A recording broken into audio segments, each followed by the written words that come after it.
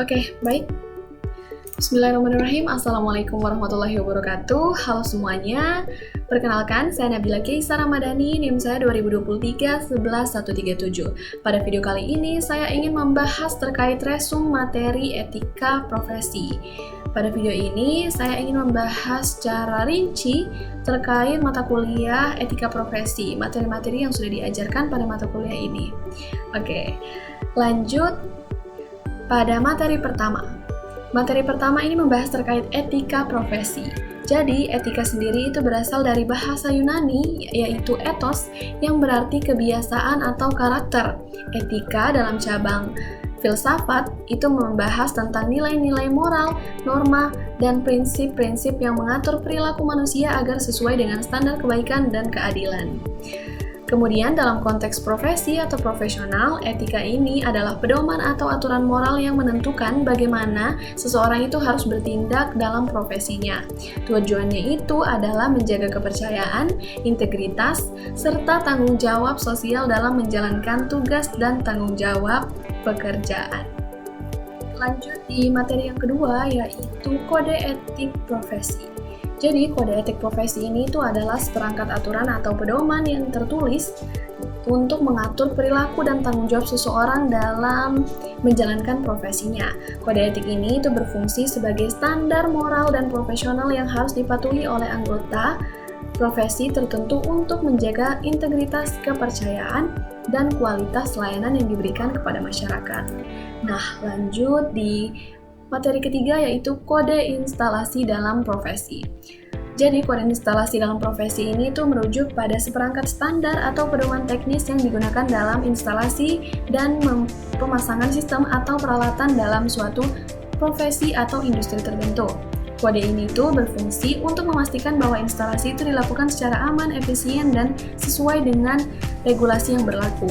Kode instalasi itu memberikan acuan mengenai teknik pemasangan, keamanan, kualitas bahan, serta kinerja sistem yang diharapkan pada suatu proyek. Contohnya, kode kelas insulasi, insulation class yang berdasarkan IEC 60085. Kode ini itu digunakan untuk mengklasifikasikan material insulasi pada mesin listrik, seperti motor, generator, dan trafo berdasarkan suhu maksimumnya. Jadi setiap kelas instalasi itu memiliki batas suhu tertinggi yang diizinkan untuk operasi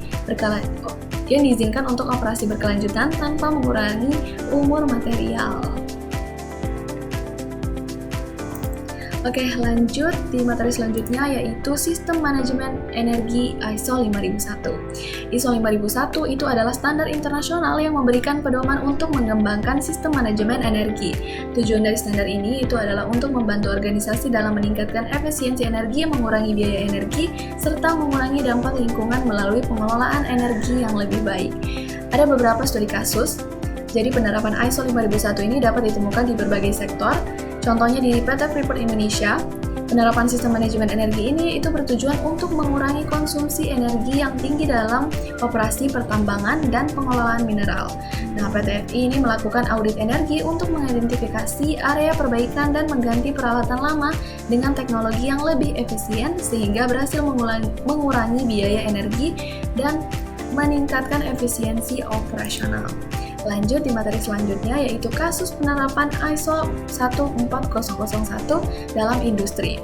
Jadi ISO 14001 ini adalah standar internasional untuk sistem manajemen lingkungan yang membantu organisasi dalam mengelola dampak lingkungan dari kegiatan operasional mereka secara sistematis dan berkelanjutan.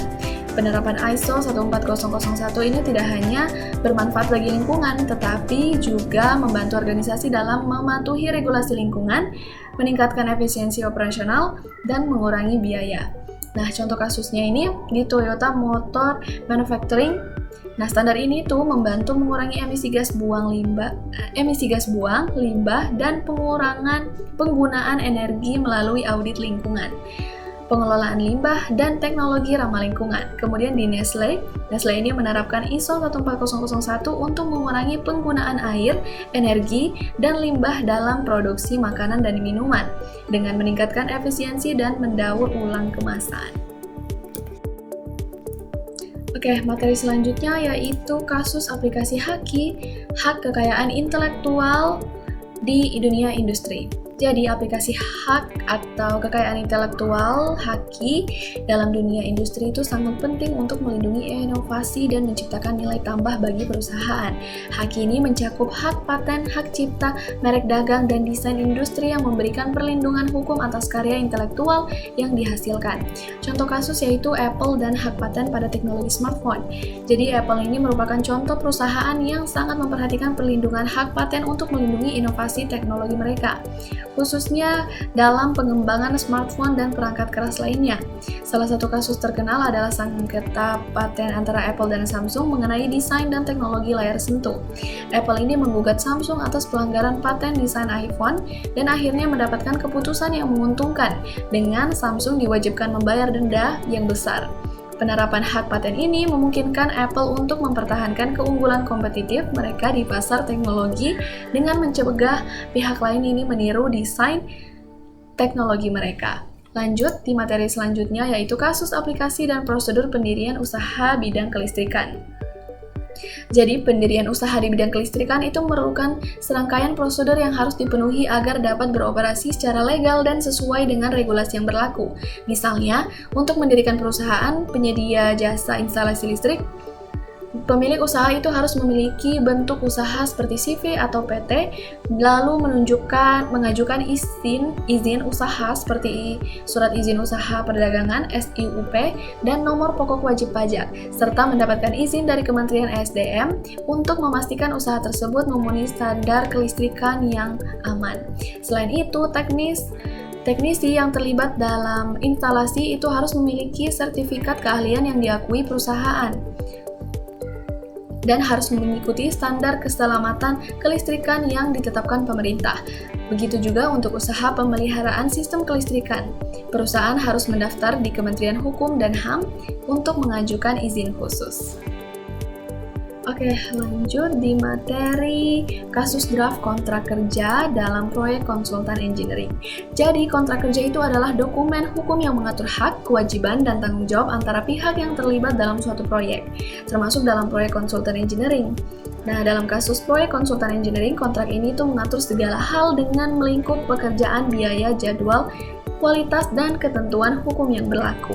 Nah, di sini ada contoh dokumen kasus draft kontrak kerja dalam proyek konsultan engineering. Lanjut di materi selanjutnya yaitu uraian job desk dan profesi keseluruhan SDM pada sebuah konsultan perusahaan engineering. Nah, pada perusahaan konsultan atau kontraktor engineering, SDM itu terbagi dalam beberapa profesi yang saling berkolaborasi untuk kelancaran proyek. Yang pertama itu ada manajer proyek. Nah, manajer proyek ini bertanggung jawab untuk memimpin dan mengelola proyek secara keseluruhan, termasuk anggaran, jadwal, dan komunikasi dengan klien. Yang kedua ada insinyur desain. Insinyur desain ini merancang sistem atau produk sesuai kebutuhan klien. Sementara insinyur konstruksi itu mengawasi pelaksanaan konstruksi di lapangan. Kemudian ada insinyur kualitas. Insinyur ini memastikan bahwa pekerjaan itu memenuhi standar yang ditetapkan. Sementara surveyor ini mengumpulkan data geospasial untuk perencanaan. Lalu ada koordinator HSE, bertugas menjaga keselamatan dan kesehatan kerja. Dan administrator proyek ini mengelola dokumen serta logistik proyek. Nah, setiap profesi ini itu memiliki peran penting dalam menciptakan proyek yang sukses, dengan masing-masing tanggung jawab pada aspek teknis, administratif, dan operasional yang mendukung keberhasilan proyek. Selanjutnya yaitu uraian flowchart persyaratan dan pendaftaran untuk meraih sertifikasi insinyur profesional. Jadi yang pertama itu ada persyaratan umum. Nah, pada persyaratan umum ini ada beberapa syarat umum yang harus dipenuhi. Lalu yang kedua ada pendaftaran. Nah, di pendaftaran ini ada beberapa langkah. Langkah pertama yaitu pendaftaran awal.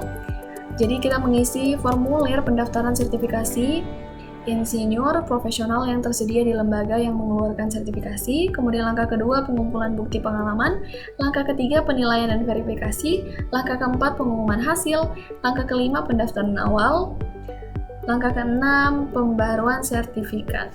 Nah, lanjut ke materi selanjutnya yaitu dilema etika profesi dan contoh kasus dari dunia industri. Nah, dilema etika profesi ini merujuk pada situasi di mana seorang profesional itu dihadapkan pada pilihan antara dua atau lebih tindakan yang benar secara etis namun saling bertentangan, atau antara kepentingan pribadi dan profesional yang sulit untuk disatukan. Nah, dilema ini tuh bisa muncul dalam berbagai konteks dan seringkali melibatkan pertimbangan moral yang kompleks. Nah, berikut ada kasus monopoli oleh perusahaan telekomunikasi. Jadi beberapa perusahaan telekomunikasi besar di Indonesia ini diduga terlibat dalam praktik monopoli dan persaingan usaha yang tidak sehat. Misalnya adanya peraturan tarif dan pembagian pasar antar perusahaan besar yang mengurangi persaingan. Profesional yang bekerja dalam perusahaan ini itu mungkin merasa tertekan untuk mengikuti kebijakan yang tidak adil demi menjaga keuntungan perusahaan. Nah, meskipun hal ini itu merugikan konsumen dan memperlambat inovasi dalam industri. Oke, baik teman-teman. Baik semuanya, sekian terkait penjelasan materi secara singkat untuk materi pada mata kuliah etika profesi. Mungkin itu saja yang bisa dapat saya sampaikan. Mohon maaf bila ada salah kata. Wassalamualaikum warahmatullahi wabarakatuh. Terima kasih.